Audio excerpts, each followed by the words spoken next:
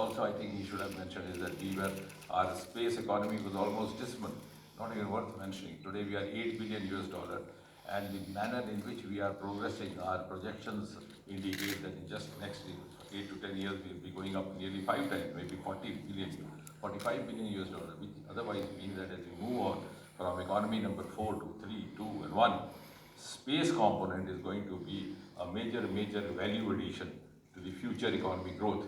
And as I've always said, that when you scientifically think how the economy is going to grow from where we are, it is going to happen from the unexplored or the underexplored sectors which were there but which were not attended to. So one of them is space, the other is oceans, which also we have started deep ocean mission. I'm not going to talk about it right now.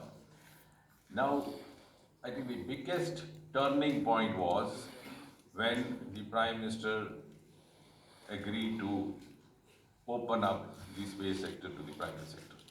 And some of the media friends very fancifully and very beautifully reported the Prime Minister Modi has unlocked India's space.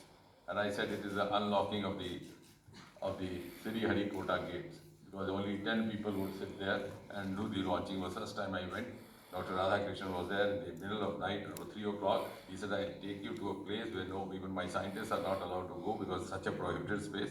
And then it was about 1:30. I said, Radha, I try to learn one new thing each day. What I learned today is that one should be either as an eminent scientist as you are, or somehow manage to become a minister in the Department of Space and reach here. But then why this restriction? And I'm glad the Honorable Prime Minister allowed us to do this today. At any point of time, we have 15 to 20,000 people watching the launching, and we have created a separate exclusive space zone for the media persons. We have on average 1,000-1,500 people. So this opening up gave us a lot of enthusiasm. It also gave us, and the private sector, the private boys and girls who came in as startups, they not only gained out economically, financially, some of them are now making lucrative entrepreneurs, but they also added value knowledge-wise. They came with a lot of new ideas. The first time why I'm saying so that these are lesser known facts and lesser reported. When the Sky Route was launched, the first one, I noticed a small gadget there on the rocket. I didn't know. I asked the chairman, I said, what is this? He said, I can't figure out. I said, the chairman can't figure out, who else would? So I said, let's call the boys. So when we called the boys, they said, sir, when you send a rocket up, the Doordarshan catches from the ground. We have put a camera on the top of it. So they were actually coming with new ideas. And that's how the growth has gained momentum. Otherwise, there was never a dearth of talent. You've seen those pictures of Sarabhai carrying some of his swan on the back. But one more thing I wish to add, because there are some cynics, they say, what are you going to gain out of this? On the one hand, our space missions are much cost effective compared to the counterpart missions elsewhere.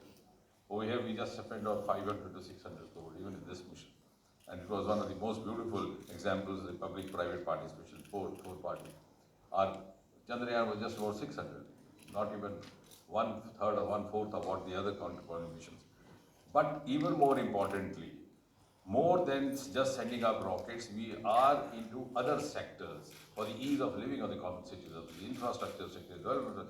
Our work as far as space technology is concerned is of a much more volume in other sectors. Like for example, Gati Shakti has become now a global model for development. Our Swamitra program, where the drones and space technology get together to map out the land. So you made the citizen the master of his destiny. He doesn't have to depend on the patwari or the revenue officer.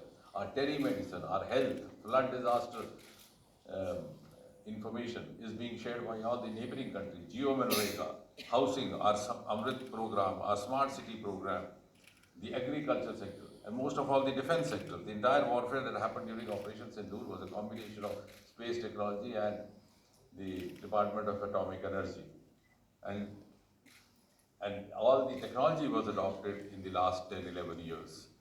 So this was, the Operation Sindoor gave us an opportunity to test our capabilities on the Pakistani soil incidentally.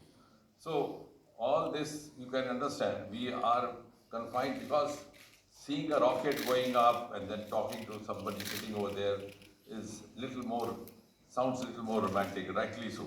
But otherwise, we are in a much bigger way contributing. I would rather say space technology has entered every Indian house.